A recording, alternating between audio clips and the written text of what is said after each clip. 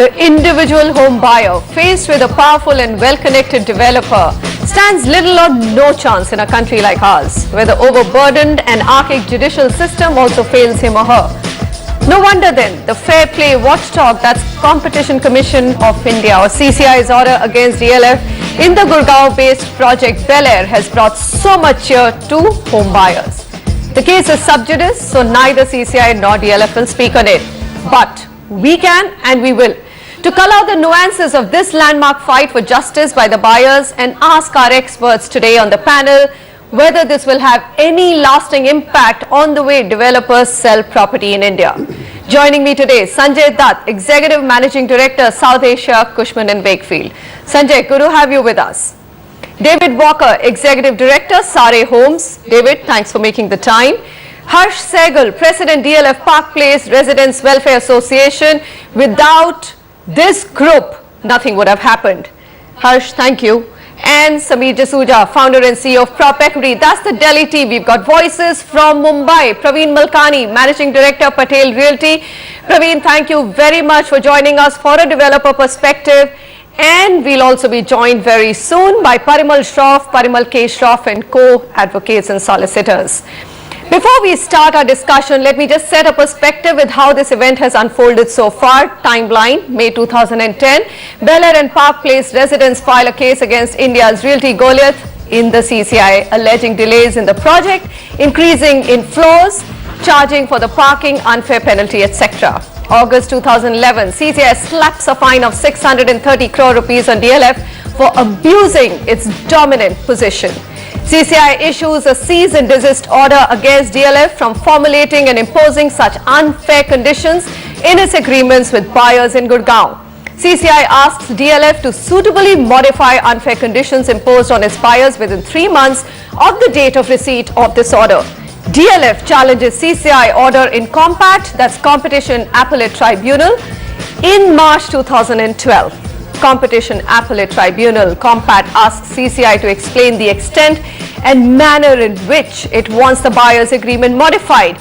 Finally, on 3rd January 2013, CCI issues a supplementary order modifying the various clauses of the Bel Air agreement, and this week it has added a couple of more developments by DLF within that parameter.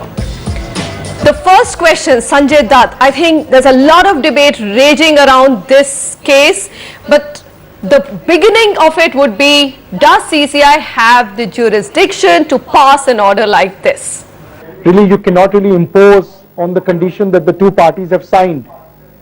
However, it is a landmark move by the government and the Competition Commission because it sets the tone that is expected from the developers.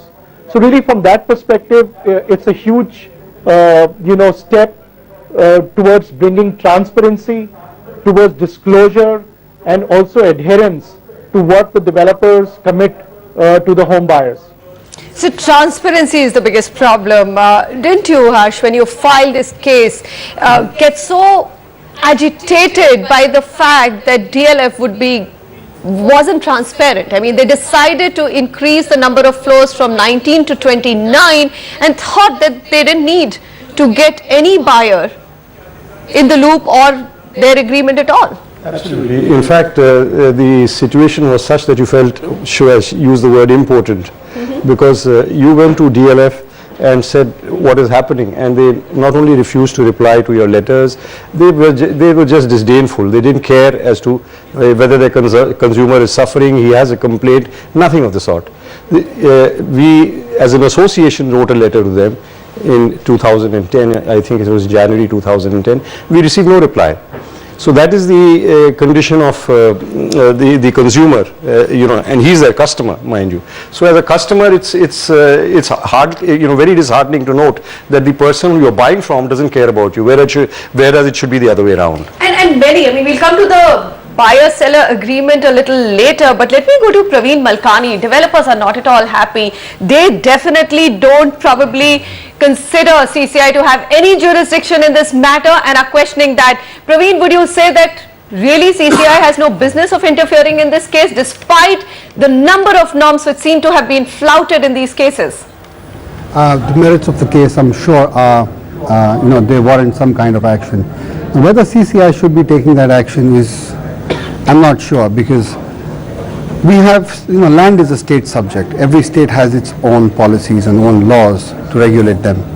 CCI comes off and says, all right, we want to monitor this case. Now, we're entering a scenario where we have these different watchdogs looking at different transactions. Why don't we just find a way to regulate the real estate? I mean, we've been screaming about that. As developers, we've been asking for that for the longest time. Why can't we have a regulation? But there seems to be no move towards it. Now, every association will come and, CCI will come, and you'll have the state coming in, and you have MoFA in Maharashtra. And, how do you confirm to all these things? I mean, which is the direction to lead now? I think it's going to create more confusion. Somebody has to put this in order very quickly. But in the absence of a regulator, so there were state authorities involved, they seem to be colluding with the developers and allowing all these norms to be flouted so easily, Sameer. So in the absence of a regulator, why can't a constitutional body like CCI really step in? Because the primary reason why they could take up the case is because they said DLF is abusing its dominant position, and it is a watchdog for fair play. See, I absolutely agree with you, because there needs to be some body that should be able to come in the aid of the consumer. I can assure you, and everybody feels, and a lot of lawyers come onto the show as well and say that, consumer courts are the right redressal of courts and you'll get faster justice over there. It doesn't really happen. And even if you end up winning a case in a consumer court, they go to the higher courts, and then thereafter the higher courts, it takes 5 to 10 years. Of course. All that you won in the consumer court is nullified anyway. It takes 3 to 10 years to get any kind of justice in those courts. So even if CCI has come in and given a judgment, I welcome it in some way or the other, because they've actually taken a step in the right direction, and every dominant developer in every state will think twice before flouting all these norms as such. The only thing that I'd like to add is that every developer has same builder-buyer agreements, right, or apartment-buyer agreements. So I think they should be, they're all one-sided agreements. So I agree with you. So I think this should be imposed on every developer or every one-sided agreement, and not just on a dominant developer, because the developer may just be dominant for a certain period of time as well. And I can assure you, DLF was not the most dominant developer at that point in time, when this decision was, when this judgment was taken. We'll come back to debate that. But David, I mean, unusual. You're coming into a country where you see huge amount of growth potential, and in 2013 you're greeted with one of the severest penalties that developers in India have seen from a constitutional body. Does that make you feel that the industry is actually now moving towards where it should? In terms of commenting on the CCI's jurisdiction specifically, I'm not really specifically able to comment on that. But I think the main interpretation of the law is that from a previous Supreme Court judgment, which is basically saying that consumer rights are enshrined either in laws, and you can't violate those laws. Mm-hmm. And I think that's a fairly normal standard that most applies around the world, where large companies are not able to exploit their massive legal resources versus individuals.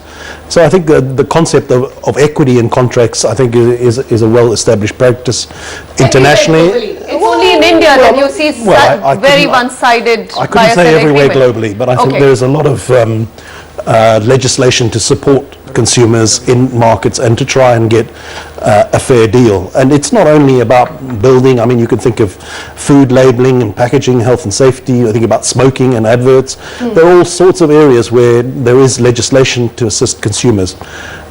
So I think in terms of the underlying findings of the Commission, I'm not necessarily commenting on the amount of fine or the dominant position. I think they're quite reasonable, and they're consistent in terms of saying there should be equity and balance between a large contractor and a smaller contractor. And I think we could accept that. Even when the government sells real estate, or for example DDA or the Noida Authority, if you pick up their contracts with the developer as well or the buyer as well, it is completely one-sided. That's a very interesting that's point. Exactly when I said, before the discussion began and I was talking to you, that is exactly the situation, that you have to nip the wings of the largest builder. All right. So and developer. It's the David versus the Goliath. So Yeah. that's what's happening. And Or maybe also, even- Manisha, there are two more things. One Let more me thing get Parimal Shroff's views here because he's the advocate with us. Parimal, we've debated this whole question of CCI's jurisdiction, but you're probably the best position to comment on it. Does CCI have jurisdiction or not? Because we're seeing ex-CCI officials also questioning the current order that's come out against DLF. Undoubtedly, the order at the moment is very wide, and the question and I would say that the doubts regards the jurisdiction of the Competition Commission has been rightly raised.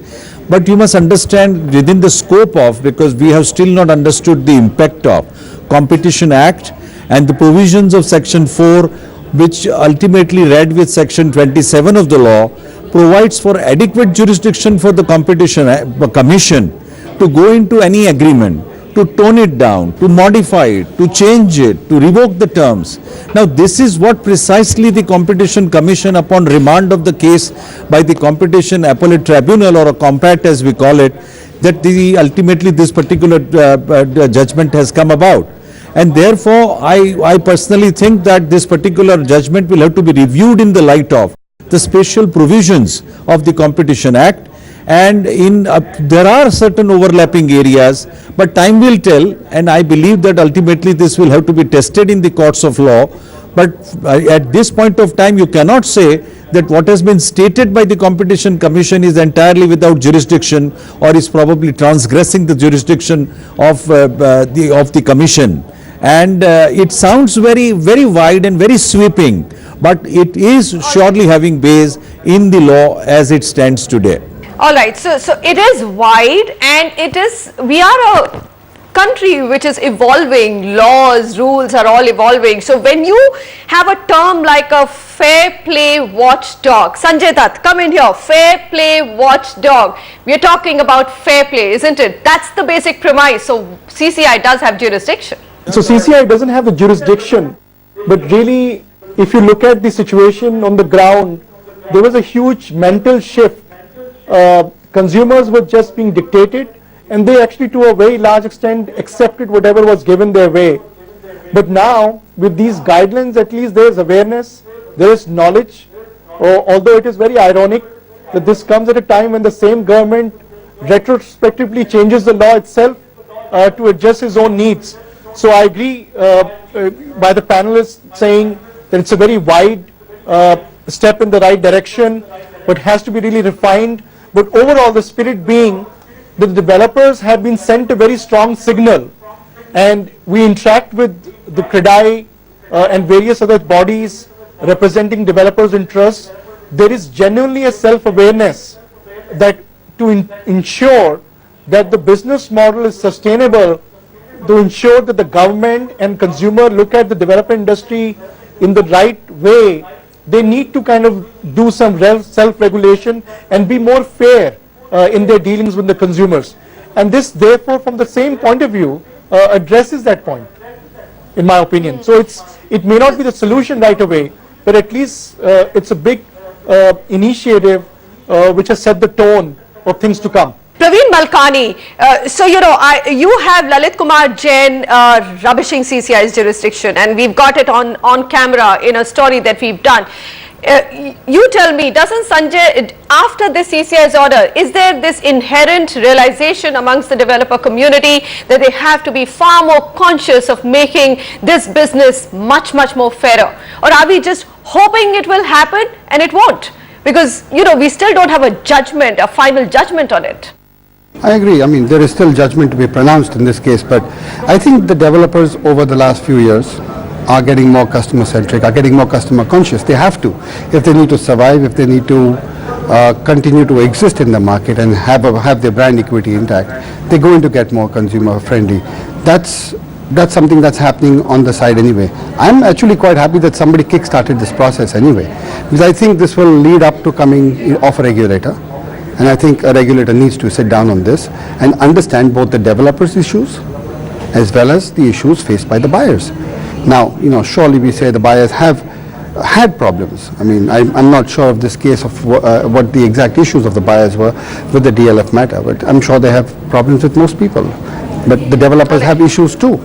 I mean, So, can a developer then increase his We'll cost? come to the developers' issues a little later, Praveen, because that's, everything that they say, the delays in approvals, which those, none of them do justify such one-sided agreements which are being signed. Approval delays is one single grouse that the industry has, Sameer, and it's used for everything: price escalation, project delays, execution delays, changes in FAR, why they have to actually sell car parking, despite the fact there's a Supreme Court ruling in this country that you cannot sell car parking. You cannot keep just citing one reason for everything that you're not doing right with your consumer. So I completely agree with you. First of all, we've had instances where developers have launched, sold projects without even having the license in place. Forget having construction approvals in place. That comes much later. And I think very few developers anyway wait for construction approvals to come in place before they start digging, say, the basements.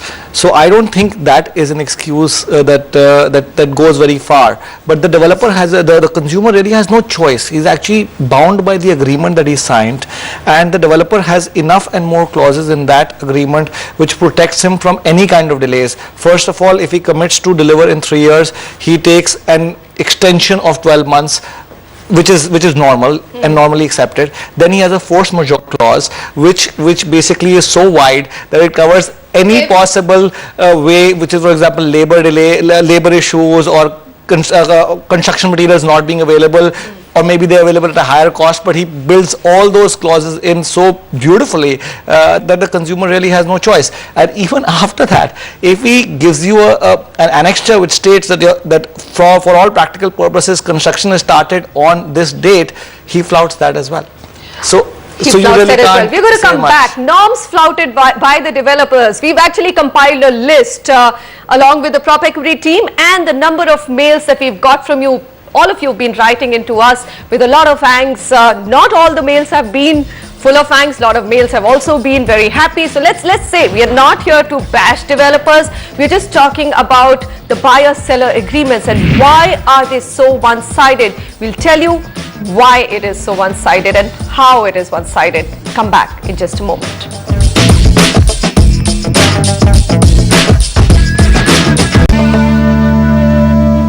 Fighting for the buyer's right. CCI versus DLF. A can of worms has been opened. The way buyer-seller agreements have been drawn out in the industry, very one-sided, is now being questioned. CCI has also come out with a model buyer-seller agreement asking DLF to also change their basic model of buyer-seller agreement. We're going to be discussing some more details of that, but let's just look at what are the norms which are regularly flouted by the developers. We'll start with something as simple as selling car parking. Supreme Court ruling, you cannot sell car parking, but does that stop them? No. Most builders continue to either explicitly charge or include the cost in the per square feet cost of the flat even after that verdict in 2010. Non-disclosure of carpet area and super area. There's no set formula anywhere in the country. What will be the super to carpet area markup? No one has a clue. So developers are free to make it anywhere between 25 to 40%. Two-way penalty. Now, most sale agreements for units will have a penalty clause that the buyer has to pay in case of a delay in payment. However, penal clauses are generally skewed in the favor of the developer. Similar penalties are not laid on the developer.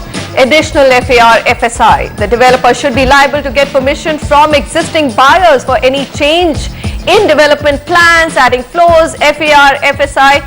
Right now, that's the biggest conflict. Does he do that? Not at all. He just sends you a letter saying, we have made these changes, pay up. That's it. And if not pay up, live with it. That's what's happening. Non-disclosure of extra charges. All extra costs are over and above the basic price should be clearly disclosed and fixed up front, should not be subject to any changes which may impact the buyer cost of purchasing a house. Again, flouted. Construction-linked payment. Many large developers take up to 40% upfront even before groundbreaking on the site happens. And here Sameer has added to that point saying that probably booking happens even before they get the license or the permit to start construction. So that's what's happening, and probably India is very, very unique that they sell apartments and flats even before any work begins. Specification, developers use ambiguous words like Jaguar, similar marble, vitrified tiles. They show you a phenomenally good looking sample apartment, but can you do anything if the specs don't turn out to be as shown to you or in the pictures? You can't. Interest-free maintenance charge, this amount is ideally to be transferred to the society. However, the developer many a times does not transfer this amount in time. So lots being flouted. David, I want to know, what is SARE doing to change any of this? Tell me you have none of this in your agreements. It certainly feels like a developer bashing program here as I sit here. I think in terms of SARE Homes, what we are trying to do is give a fair deal to our consumers. Two of the mantras in our business at this point in time is, let's build what's on the brochure and let's deliver it on time. So, I mean, that is the standards that we're seeking to work with. And I think ultimately when you think of these projects, I mean, they're 2-3 year projects. They are quite complex projects. There are different stages of approvals. There are changes in legislation that happen during that period of time. So to say that everything is fixed on day one, 3 or 4 years before delivery, is not really practical. There is going to be an element of change in these projects over time. I think what developers can do a lot better is to communicate with their customers to say why these changes are happening and how they're being implemented. And I think we're probably our own worst enemies in terms of not being more forthright, because I think people are reasonable on the other side in terms of saying, you know, if you tell us there's a good reason for why things are happening, there might be better ways of doing things in between plans over time. How should you agree with David that if you were just told, kept in the loop, probably a consensus taken, you wouldn't have felt like you used that word impotent? Maybe, what David is saying would have some effect, but to be fair to the consumers, as I am one of them, is that these days everything is made on CAD. There is no such thing as a manual drawing so that you could have gone wrong. Everything is there which is on a computer aided design. To the last centimeter they have worked it out. I don't see how things can change as drastically as they make us believe they do. It is impossible. Look at it this way. A 10% increase in a 2,000 square foot flat or a 3,000 square foot flat means one additional room is 300 square feet. And a similar reduction, if it is there on 300 square feet, you've lost a room. Did I actually go out to buy that? Right. I did not. So how can somebody say that there is an increase or a decrease of 10%? There are instances in DLS projects which are there in front of us. There's been an increase of 33%. The seller, the buyer is being asked to pay 2 crores additional. Can somebody in his right mind imagine somebody has 2 crores sitting in his pocket that he can pay? All right. That's the reason why CCI says there has to be a revision of the buyer-seller agreement. It's extremely one-sided. Praveen Malkani, do you agree with the model buyer-seller agreement that's come out from CCI? It's a fair one and it should become probably the benchmark of the industry? I think it can form the template going forward. It could be a template on which you can build, but one will have to adapt it locally to the local state laws because they're all different. I think it's a step in the right direction, right? Like I mentioned earlier, I think something needs to be done to bridge the gap between the buyers and the developers, which is a good thing. I'm for this move by the CCI to try and create a model agreement. Somebody has to do it again. And this must be said that it has to be followed in its spirit. Like David said, it's a process that takes over 3 years. You're right, the things are done on CAD. I get a letter from the Environment Commission saying that now you have to put a biogas converter after I've got an NOC for establishment into the building, because that's a new norm. I know you'll say I'm cribbing about the local approvals and that's the thing that developers complain about, but this is the fact. Where do I put it? What do I do? Do I raise a floor, put it on that? So one must take it in the spirit of it. The buyer and the seller have a relationship of a home. And to me, a home is one of the second most emotional decisions a man makes in India, probably just after marriage. That he's buying, he's investing for him and his family to stay. It must be treated with kids' gloves and must be treated properly. At the same time, there are regulations, like you said. It's an evolving situation of laws and regulations in this country. We're trying to improve. I think a biogas converter is a great idea. I wish somebody they'd insisted on that earlier, but I have to do it now, or I just don't get an occupancy certificate. So it gets pushed back. Now, one must agree and look at the spirit. And yes, communication and talking to your buyers is extremely important. You know, increasing by 30% and 20%, this sounds a bit much to me. I mean, that should not happen. 5% here and there due to construction error, I understand. Praveen, you're saying 20 to 30%, those kind of things are not acceptable under any circumstances. There's nothing which compels you to make those kind of drastic changes in building plans. Advocate Shroff, you tell me, the model buyer-seller agreement should... So again, and these are ex-CCI officials who are questioning whether CCI even has a jurisdiction to suggest a model buyer-seller agreement. Why not? Because if you look at the law, as Harsh just pointed to me in the break, CCI is also meant to protect the consumer interest. So however wide CCI's jurisdiction must be, whatever you need to do to pinpoint it, that is part of CCI's job. Answer here is that the misuse or abuse of the dominant position by an enterprise is the foundation on which that the DLF was corrected and the model agreement has come by with the January 2013 order of the Commission. But we must not miss the sight that the state laws, particularly in Maharashtra Ownership Flat Act, which is referred in the very judgment, that has got its own model agreement. Now there is a new revised model agreement is also in offing in Maharashtra. Ultimately, this is I believe that rings the bell. It brings to the fore and on the table that you require some sort of a synthesis between the kind of a model agreement that the Commission has come up with, and it will have to, I would say, somewhere down the line that we will have to see to it that there is a fair and reasonable agreement and there is not a one-sided coercive agreements which, as the builders have been blamed with, which will have to be somewhere rationalized. But it does not mean that this agreement is a final word. Ultimately, if the local laws provide for, as it provides in Maharashtra, with the model agreement, that agreement will prevail, assuming there is a conflict between the Maharashtra model agreement and the agreement as suggested by the Commission. Then surely in Maharashtra, we will be entitled to say that this particular agreement and the draft provided by the government will prevail, because that is the legislative intent. All right. So this will be the position. Taken there.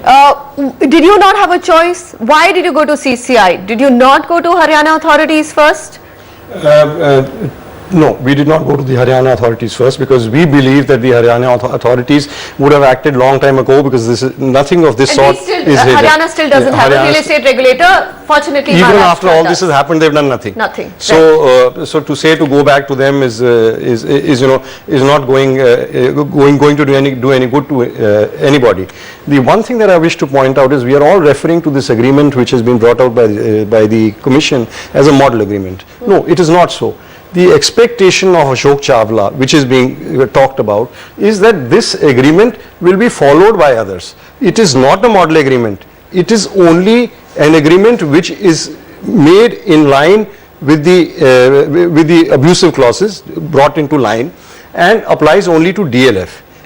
That is where this agreement is. It is not as if it is a model agreement. All right. Yeah. Okay, but so let's also come back then. I mean, we are talking about the fact, and Praveen said that at the beginning, that why are we bringing in another constitutional body? We should actually have a regulator in place. But then we also talk about the fact, Sanjay, that real estate is a state subject. So even if we have a regulator, that dichotomy or that contradiction will continue, and how will that play out then? So I personally feel the state government plays a very large role in simplifying and setting the expectations, what the government expects from developers in the interest of consumers and investors. And therefore, if those guidelines are specified, including the guidelines by CCI, that's the right way to go forward. I'm against the recommendation that you have multiple bodies regulating the real estate sector, because that doesn't really help much. In fact, I wanted to draw your attention to the fact that developers themselves over the years have realized that it pays a lot more to create a professional organization. They would be able to appeal to private equity they would be able to create a brand power and therefore be able to create a premium over other developments when they're actually going out to the consumers. So there is a self-initiatives by developers. So there is a combination of things which is needed and not just legislation and force, because that may just complicate things too much from consumers' point of view. You agree with that, Sameer? Definitely the industry's come a long way, and definitely when you stack up the developers who are very professional in their approach versus the ones who are not professional and flouting several norms, you do see a perceptible shift over the last 5 years. But yet, I mean, it's so unfortunate that the country's largest real estate company would do that and would think that they can get away with that. See, first of all, I completely agree with you that today brands are being able to command a premium. They want to deliver value to their customers, and the customers only keep on coming back if they deliver that value. That's been seen. It's clearly been seen that developers have been able to charge that premium because they are a big brand today. Look at Godrej, Mahindra, Tatas, even DLF for that matter has been able to do that.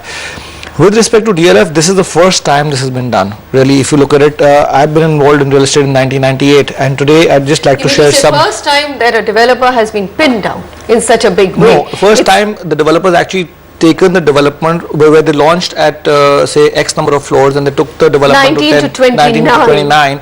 This is the first time it's happened with respect to DLF. Okay. And I don't think, personally, if you ask me, I don't think this would have been, they wouldn't have realized that this would be their intent. But this time in this case, they've changed what really even happened, Magnolia. They've changed even. yes, because what they several had other was they had a township license, a group housing license for DLF phase 5, and they thought that they can get away with adding more floors and use the same FSI that they were allotted for DLF phase 5 into these developments. Otherwise, when you do a development, you're given X amount of FAR and you can't go beyond that. So are you trying to say, Sameer, that This is an exception. This is an exception. This is an exception. It is not I don't a norm. think this is going to happen ever again. DLF has done over 40 developments before this.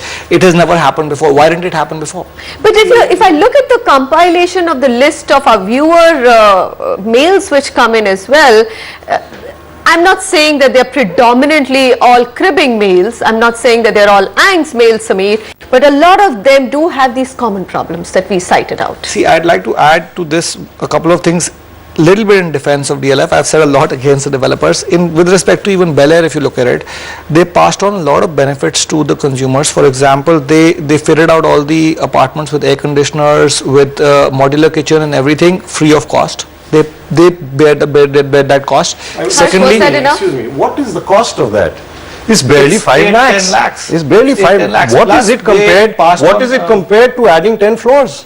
What is it compared to not giving me my FAR? Can you believe what DLF has done in the case of Park Place? They advertised 30 acres of land. They sent letters out to buyers, prospective buyers, saying this is 30-acre property. They make out an agreement which says 12.67 acres.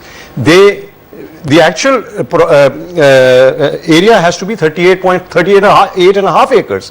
And then, surprise, surprise, in the deed of declaration that they file, they write 19 acres. Where is this land coming from and what is happening? I'm not Okay, defending so- them. I'm just saying this has been an exception because there was a full So let's accept township that license. maybe this kind of blatant changes in plans is an exception, it may not be rampant across the country. However, let's come to that one big And question. another thing, Manisha, see, we are again talking of two different things here. CCI has pointed out the order in two different ways. One is the illegalities which have been committed, that is the violation of the laws. The other is the abuse of dominant position. It is not just about abuse of dominant position. There are flouting of legal issues which are there. That is and the other developers are also doing it. All right. So let me just ask you, David. I mean, DLF is DLF. It did change the landscape of India's real estate. You cannot take that away from India's biggest real estate company. There's a lot of good work that they've delivered, and frankly, no one has come even close to delivering the kind of real estate that they have, whether it's commercial or realty. And it takes a lot to do that, Harsh. I'm not taking that away. Or the fact that they've flouted so many norms here. But do you think that If this verdict does go in favor, or as CCI's orders do get implemented, it will break that vicious cycle and send a very strong message to the developer community in India across board that this can't be done and got away with so easily. Yes, I do. I mean, as I said before, I don't want to comment on the magnitude of the fine, and I'm not sure how the mechanism of that has been calculated. And we all need to respect what DLF has done and created tremendous value for many, many customers whose houses have appreciated probably tenfold over the last 10 years. So Absolutely. a huge amount of wealth has been created through that process as well.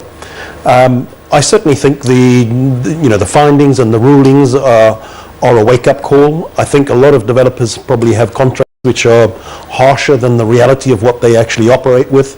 Most of us do have a sense of customer care and want to build our brands and build longer-term relationships with customers. Inevitably there are elements of delays, there are frustrations with delivery of infrastructure.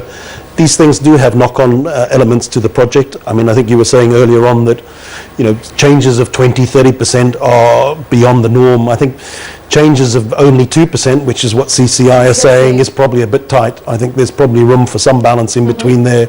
And I think if there's transparent communication about why things are happening, I think there'll be a much more peaceful relationship between buyers and developers. Buyers and sellers. Okay. So I think it is a fair, wake-up call, and I think one of the critical things is that give people a fair exit. If there are changes that need to come, Give some of their them. entire money back.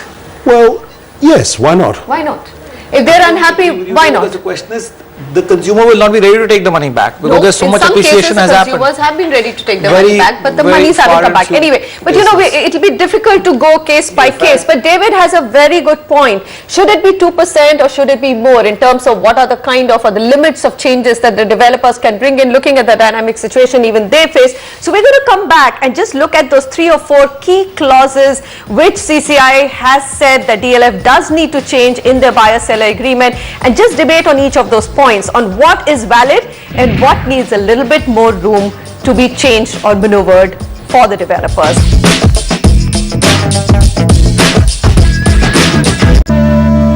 Welcome back to this very interesting discussion on DLF versus CCI, or CCI versus DLF, where we're looking at the buyer's rights, how one-sided the buyer-seller agreements have been so far, largely across India, and just take a very quick look at what CCI has recommended or asked DLF to change in their buyer-seller agreement. So number 1, open or still parking is part of common areas and cannot be sold. That's what they've said in their supplementary order. They've also said once group housing complex has been developed, the builder no longer has any right or concern left in the property. Entire land area of the housing complex falls under joint ownership of the allottees, and they must manage it by forming an association. Also, that the builder cannot cancel allotments if EDC charges or service tax is unpaid. Non-payment can only invoke a recovery action. CCI has mandated that in the event of a default of a delay, this one is really important, the penalty should be the same for both sides. Right now it's very one-sided. Developers have to inform the allottee about changes in super area and writing in advance, and the changes cannot go beyond plus minus 2%. David has already said that is not fair. Maybe they need more room.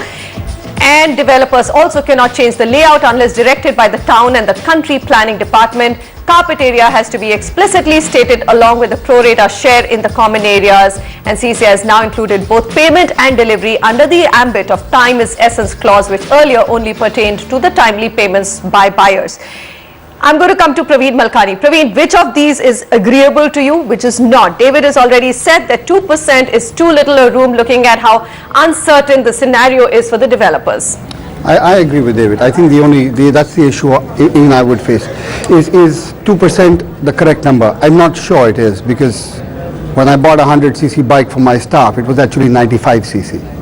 That's 5% off there, but it performs like 100cc. So if that's the question, I have a problem with the 2%. It's construction errors as allowed by the Indian Standard Code itself is 5%. So what am I going to tell my contractors? So how much, Praveen, would you want? Because there has to. My thing is that it has to be now benchmarked. No, I agree. What is super to carpet area? Let's have a set formula. Why does one developer make it 40% and another 25% and both get away with it? Okay, let me ask you this. What is given free of FSI in Mumbai is not given free of FSI in Bangalore. Everything is counted in FSI in Hyderabad because there is no limit on FSI, it's unlimited.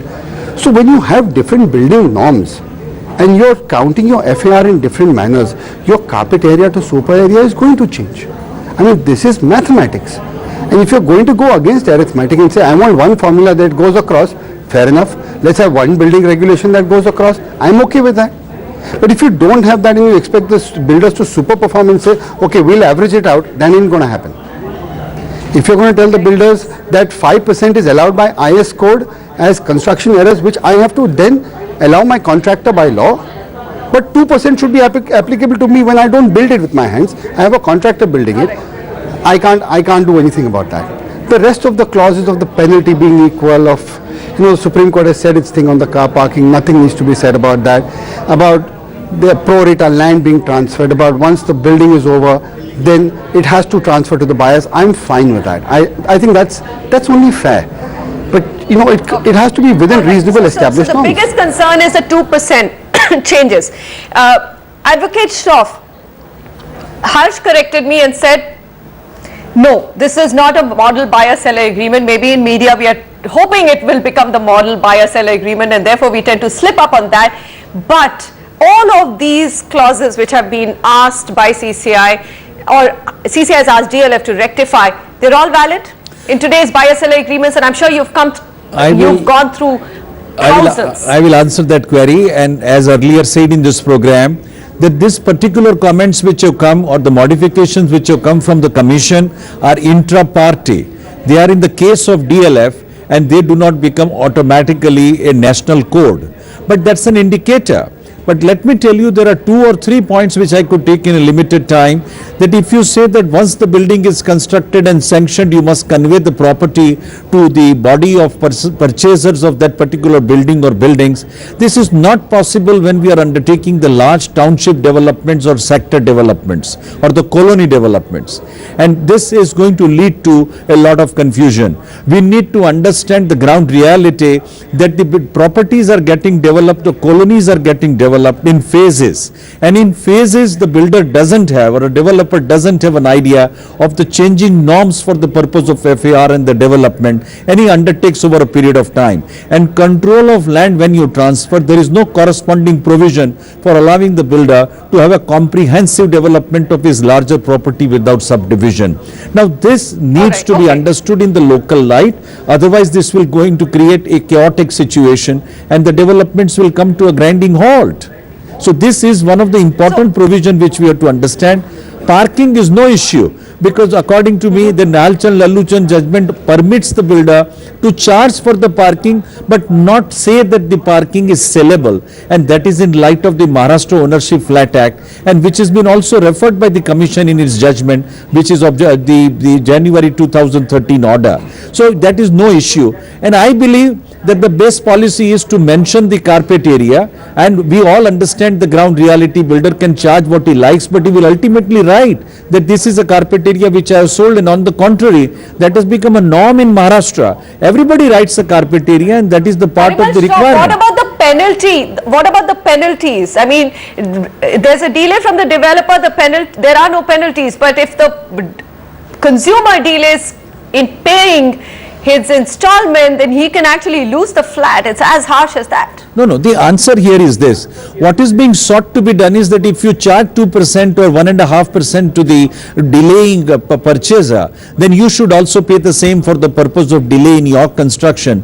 Now there is some element which we must understand and keep a leeway for the purpose of a developer who is developing the property with innumerable circumstances in which that there could be circumstances beyond his control. Now that will anyway give a discount the situation, but as a matter of principle, there is nothing wrong about saying that if you charge 1.5%, you must pay 1.5%. And speaking for myself, I think that's a fair proposition. I think it's a fair proposition. Everything can't be just put on, or the onus cannot be on, I've got delayed in my approvals and therefore my execution delays can be forgiven, but you cannot even take another extra 30 days. Well, I could have a crisis at my home, or I could have lost my job, right? And I could not pay the developer. Is the developer hearing me? No, it's not. So I'm not very sure. I think this is too complicated for any right or wrong answers to come in. But what CCI has done is that it has actually brought this big issue of buyer-seller agreements and how one-sided they are to the limelight. Gentlemen, thank you very much. We could keep talking for another 1 hour and probably not come to absolute right or wrong answers, but Advocate Shroff, Praveen Malkani, Sanjay Dutt, David, Harsh and Sameer, thanks very much. The CCI order has definitely brought about a few changes. There's a fundamental change in the belief that an individual home buyer is powerless against a big real estate developer. Alone, you might have a tough time even if the CCI verdict is upheld against DLF, but group activism will have an impact. So if your developer is being unfair, get together with other buyers and fight for your rights. And the second change, subtle change, I'm hoping is happening as well, at least my panel says it is, that the developer's mindset is changing. They realize that the time has come for them to buck up their act. If not CCI, then a real estate regulator, which we hope to have in place soon, will disallow rampant flouting of norms and one-sided transactions. Write to us with your views and comments at property@ndtv.com, and thank you for joining me on the Realty Debate.